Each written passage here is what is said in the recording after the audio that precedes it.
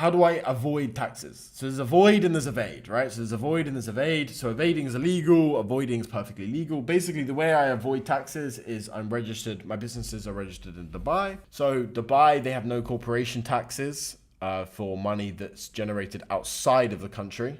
Well, Dubai's not a country, but outside of the UAE, they have no corporation taxes, and there's no income tax, and there's no capital gains tax. So basically, if I earn like £100,000 into my personal account in the UK, you'd have to pay 50% of it, of whatever it is.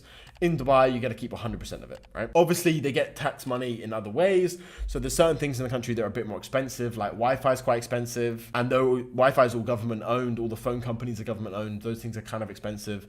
Like Wi-Fi I mean, this house is probably they just upcharge you because of where it is, but the Wi-Fi in the house is like ridiculous, like £250, £300 a month, something like this. Yeah, that's how it works. So like, it actually works out you're paying way less money, and even living costs here are actually much less than in like any other major city. Most other major cities. Super quick interruption. After you finish watching this video right here, go check out the video that's the top link in the description, where I detail exactly how I made over £200,000 from Etsy dropshipping in just 3 months.